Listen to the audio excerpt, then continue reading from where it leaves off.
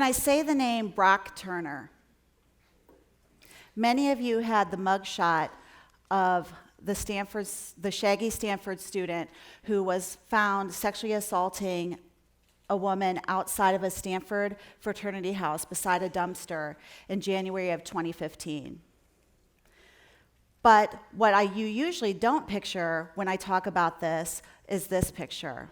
Carl Friedrich Arndt and Peter Johnson were two PhD students who were also going to a party that night in January of 2015. When they passed the fraternity house and they saw what, according to BuzzFeed News, was quite alarming. They said they saw Turner moving a lot and a woman not moving at all. Arndt yelled out, "Hey, what are you doing?" And Turner tried to flee the scene. That's when Johnson chased after Turner, tackled him, held him there until the police came, while Arndt assisted the victim. When the police arrived, Johnson was so overcome with emotion by what he had seen that he cried. Months later, when Turner's victim read her 7,000-word impact statement at Turner's sentencing hearing, she said, "I sleep with two bicycles that I drew above my bed to remind me that there are heroes in this story." Now, as much as I really admire Carl Arndt and Peter Johnson and want to adopt both of them and maybe have one of them marry my daughter, what they did that night was not superhuman. What they did that night is what I'd like to talk to you about today, and how being an upstander involves 3 simple actions that can change our communities for the better, not just for women and girls, but for all of us. The Green Dot program, developed by Dr. Dorothy Edwards at the University of Kentucky, is an approach to end power-based violence that relies on the belief that we can systematically reduce violence in our communities by training people in the 3 Ds: do something, delegate, and distract. What this program relies on is the fact that most of us would not feel embarrassed, afraid, or uncomfortable stopping a friend or a community member from getting behind the wheel of a car after they've been drinking, because we don't want them to hurt themselves, someone else, or both. In the same way, these strategies will help us do the same thing to keep our community safe when more than a DUI arrest is on the line. Now, the first strategy is do something, and this just means that you put yourself in a position where you are helping someone at risk. Now, I know this can sound scary, but it doesn't have to be. A friend of mine is a lieutenant on our police department, and he told me that it feels like lately people are more likely to get their cell phones out to record an incident to post on Snapchat or Twitter than they are to use that cell phone to call for help. Now, if you've ever seen someone do that, you've watched them do something, but what they've done has been more of the problem than instead of being part of the solution. Now, doing something doesn't mean you have to get out your Batman utility belt or your Wonder Woman lasso and just go in and fight crime.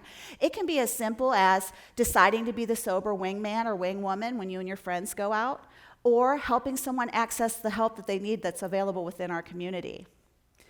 The second strategy, of course, is delegate, and I love this one because I'm super bossy. Love telling people what to do. Delegate just means that there are some situations where you should not or maybe cannot get involved, so you're going to have to go outside of yourself to get some help. It can also mean something as simple as when you see a problem between 2 people, maybe you don't know one of the partners as well as somebody else does, so you ask someone who does know them to help with the situation. Now, on campuses, we have a potential army of professors and RAs and advisors and roommates and campus police and friends and bystanders who are a potential army of upstanders who could make a difference in our community by seeing us as responsible for one another's safety. Now, I know when you think about the statistics about violence against women and girls, it can be paralyzing. 1 in 3 women will be a victim of violence sometime in her lifetime. It doesn't have to be this way if we all would just work together. Now, the final strategy is distract. And this one is kind of fun because there's a level of creativity involved. It can be a little out of some people's comfort zones, but again, it doesn't have to be. Distract just means that you create a diversion when a problem's ensuing. For example, maybe you see an argument escalating between a couple, and rather than just ignoring it and walking by, maybe pretend that you've lost your cell phone and ask if you can borrow theirs. Or if you're living on campus, perhaps it could be that you've locked yourself off of your floor and you need to borrow one of their room keys.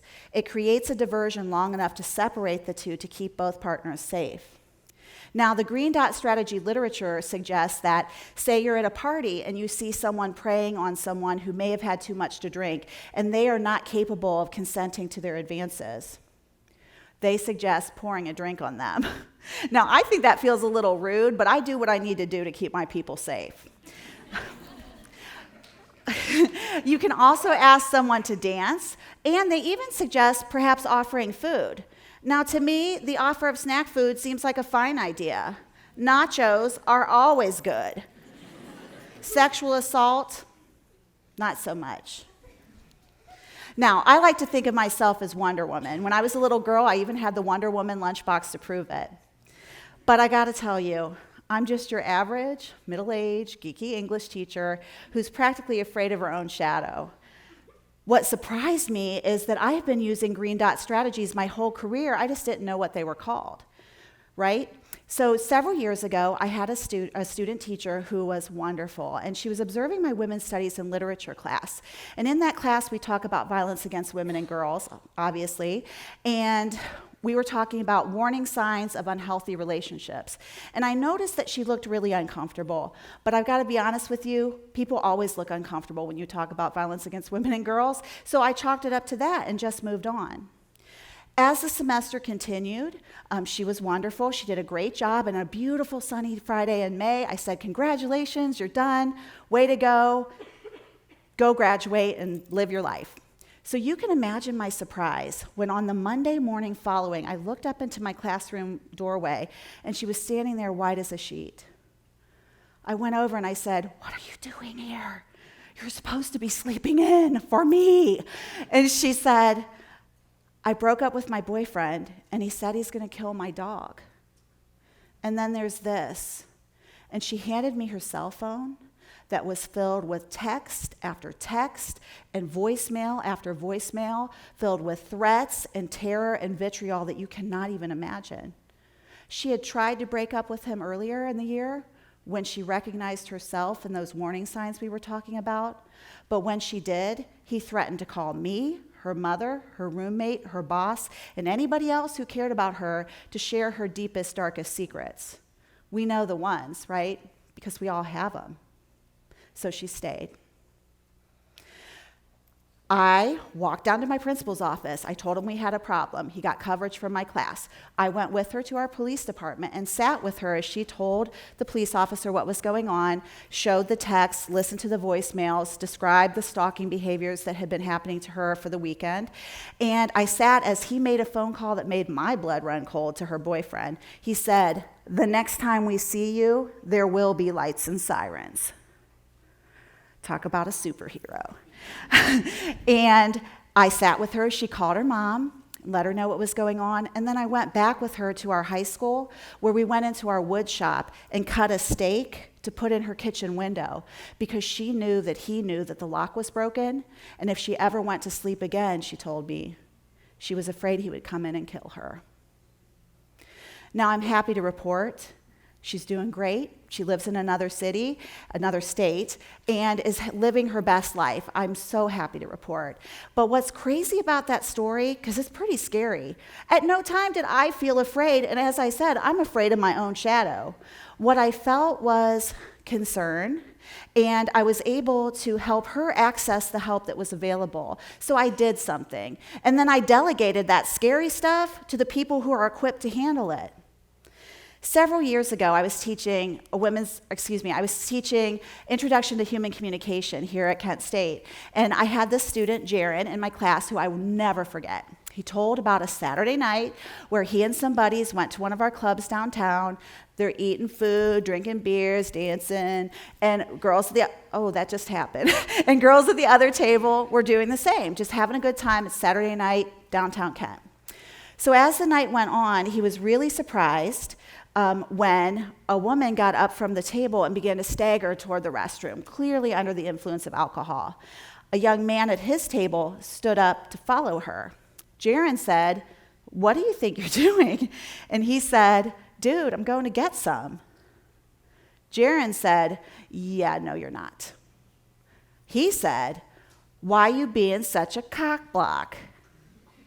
Jaron said, "Well, because I'm guessing she can't give you consent, therefore it would be a sexual assault, and I'm guessing that you don't want to perpetrate a crime right now. So for now, how about you slow your roll? I'm going to get one of her friends to go in and check on her, and you can thank me in the morning." Now, yes, the young man was a little upset with him at the moment, but I'm guessing he would thank him because neither of those partners were in a place where anybody should be touching anybody. And Jaron did what he could do. He said something, and then he delegated help from one of her friends to go check on her. And at the end of the night, no one was assaulted and no one perpetrated a crime. So I'm an English teacher down the road, and a couple of months ago, I had 2 girls come into my classroom wanting to tell me this story. Apparently, they were in downtown on a beautiful day, and they were just walking while female, and a young man pulled up in his car and yelled out something completely original like, "Hey, did it hurt when you fell from heaven? Because you two must be angels." And when they turned around, he realized that they were in his class, my class. And so when they came in on Monday morning, they're telling me this story, and we're kind of laughing, but not really.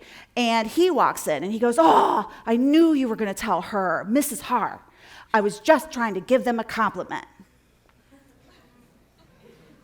So I go into the patriarchy, sexual politics, street harassment, #MeToo.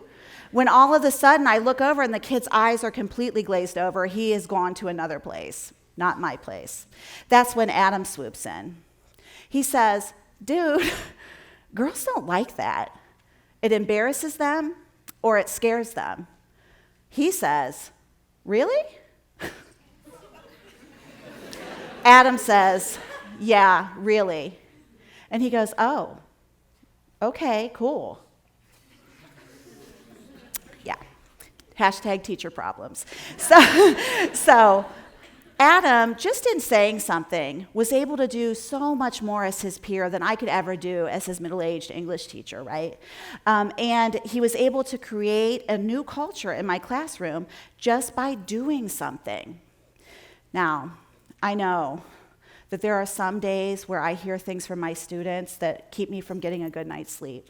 I'll read the paper, I'll watch the news, and I just want to go in my house, cover up my head, wait for the X-Men or the Justice League to take over, because it's terrifying out there. But here's the thing. Mr. Rogers said, when you're afraid, look for the helpers. And we're all helpers. We don't need superheroes to do something, delegate, and distract. It's very simple. And if we make this change and teach it to our friends, our family, and our community members, we will be able to live on this beautiful pale blue dot called planet Earth, and it will be a safe home for everyone. Thank you.